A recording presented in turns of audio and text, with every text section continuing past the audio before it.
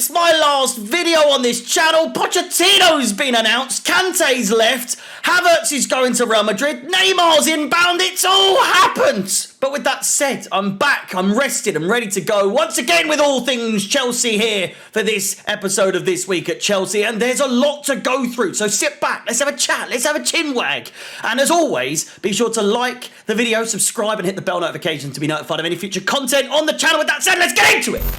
First things first, and Neymar to Chelsea again. It's that time of year again. It's the yearly tradition that is as regular and as on time as Neymar himself is to getting injured so he can go home and shag his sister. It's a transfer saga that has been going on for well over 10 years now. Anyone that grew up during his Santos days will remember keeping tabs on BBC Sport gossip updates during IT lessons back in 2010. Since then, I don't think a year has gone by where his status at the club has been in the air, where he hasn't been linked with a move to West London. Will it happen? No.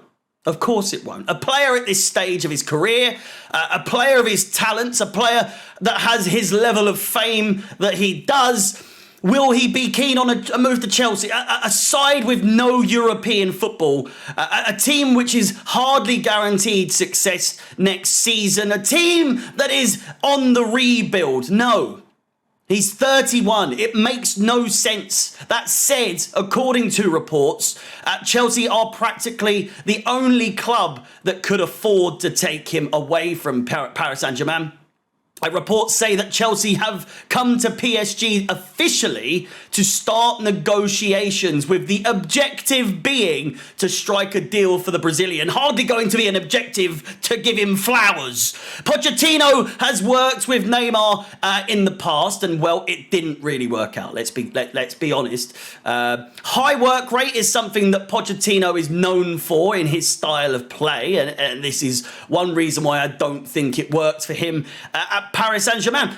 Three superstars up front in Messi, Mbappe, and of course the aforementioned Neymar have of course got low work rates when it comes to tracking back and so on. Neymar being one of them, as I said. Would Pochettino really want him at Chelsea? I'm not so sure. Let me know though in the comments down below. Neymar to Chelsea? Yes or no?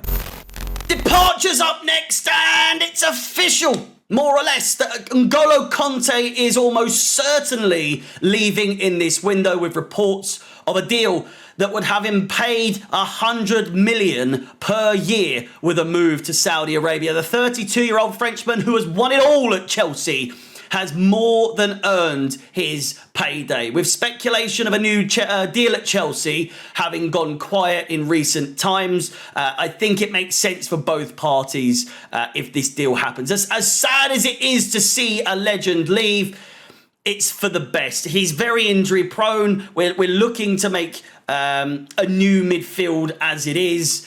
And I just, as like I say, it's all come very quickly, very sudden. So we haven't had much time to digest. But overall, I do think it probably makes sense for both teams. And good on him for getting his payday. Do you know what I mean? Well, not that he wasn't getting a payday at Chelsea, but Jesus Christ, $100 million is, it's some money, isn't it? Speaking of legends, Kai Havertz has been linked with a move to Real Madrid in the last few days. Again, Fabrizio has been all over this, giving the reports a bit more credibility. Whereas if you saw, certain outlets claiming that Havertz was going to Real Madrid, you'd be like, there could be some substance to this. But Fabrizio is all over this like a rash, giving credibility.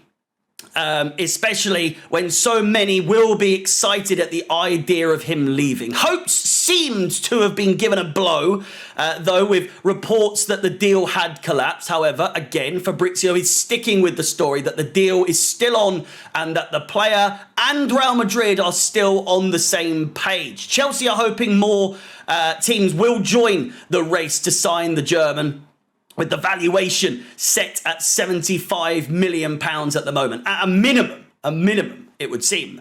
Madrid allegedly see Havertz as the perfect solution to their problems and that any deal that they sign will be a bargain. For me, yes, he has had some massive highs at the club, no less the Champions League goal that won it all, and, you know, Super Cup, all that stuff. But I think even the biggest fans of Kai will know deep down that it hasn't worked out long term as we had hoped. In the long run, I feel that other leagues would better suit his style of play, and the Premier League doesn't showcase his true talents. And say what you want about Kai, he does have talent. He has his moments where it just doesn't. He doesn't get the chance to showcase it in this league. Lazy bastard as well, in my opinion.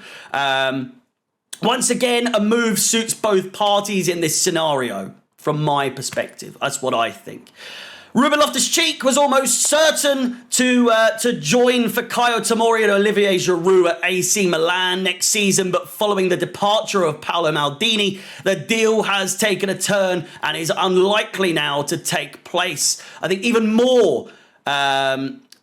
I think that even now, though, that the move won't happen necessarily to AC Milan, a move will certainly surface for him wherever that may be. A move to Palace or you know, those types of clubs. Other players, including Pierre-Emerick Aubameyang, Hakim Ziyech, Christian Pulisic, who's been in the news probably more than most players at the moment, Hudson-Odoi, Edouard Mendy, Cesar Azpilicueta, and even Trevor Chalobah all look set to leave. Christian Pulisic, the subject of a £20 million valuation that Newcastle United have recently said, no thank you. Levi Colwill is still subject to a £30 million offer from Brighton, which was declined. They are expected to raise their offer to £40 million. However, Chelsea are not intending to sell him no matter what. Levi is 100% in Pochettino's plans, allegedly, and Colwill will not push for a move if a bid comes in, despite the claims of certain outlets reporting over the last day or two. Up next, and still talking departures, it's Manny Mason Mount. The talk of the town, the talk of Chelsea, the talk of the transfer window so far and before the transfer window this far for the Blues. Mason Mount to Manchester United.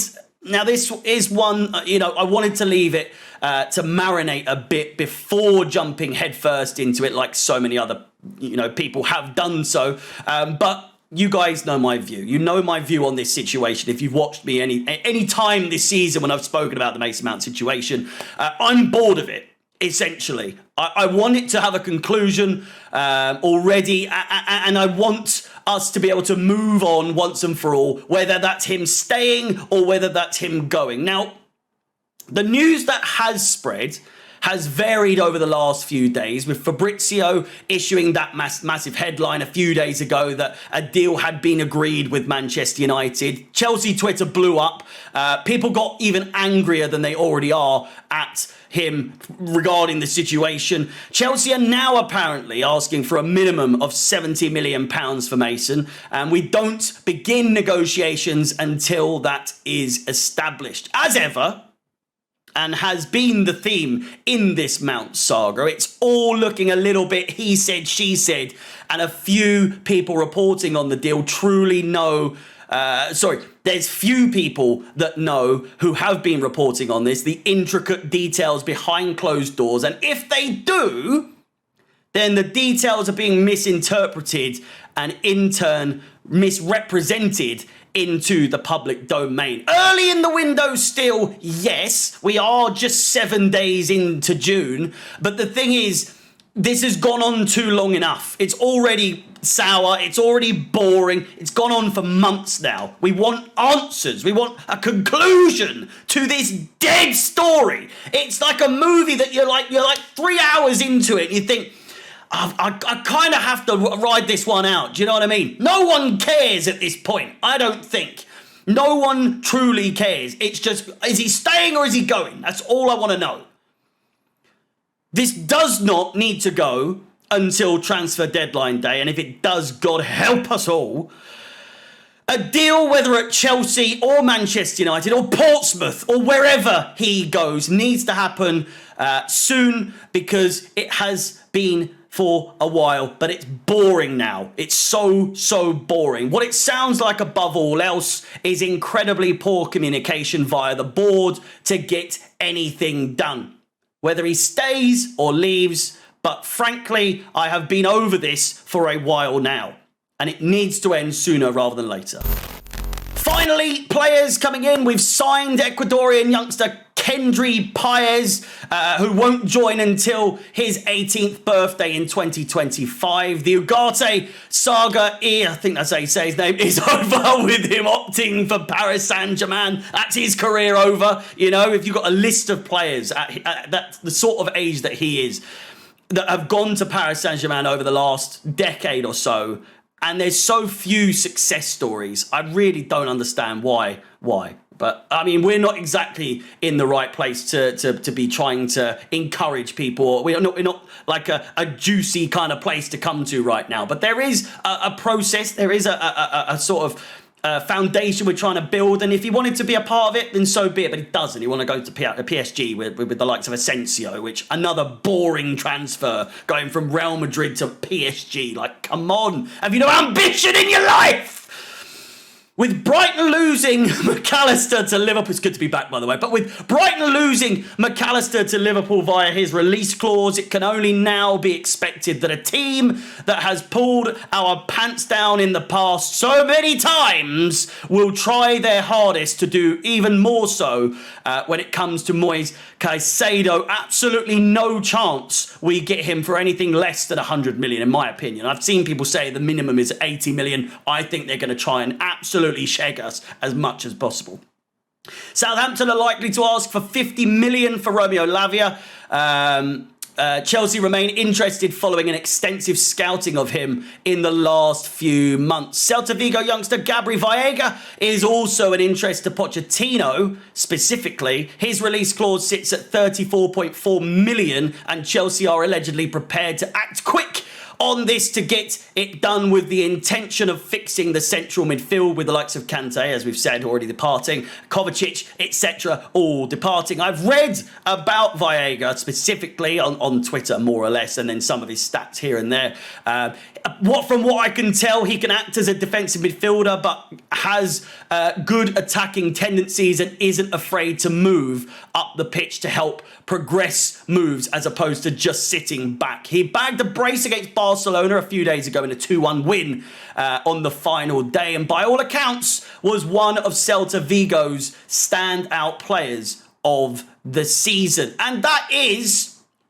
so much so, in a nutshell, everything that has happened with Chelsea so far in this transfer window. Of course, Hazard has left Real Madrid, but don't expect anything crazy happening with regards to that. Goalkeepers also remain a topic, but nothing concrete is really surfacing too much just yet. Onana still remains first choice, I think, but that's complicated with Inter Milan requesting Kalidou Koulibaly in exchange, as well as an extension of Lukaku's loan. But besides that, we're up to date on things now. Plenty more of these videos will be coming up throughout the summer. But with that said, as always, subscribe, hit the like button, and hit the bell notification so you don't miss a thing between now and the beginning of next season. As always, I hope you're doing well. I hope you're doing safe. Stay safe. My name is Harry, up the Chelsea, and peace.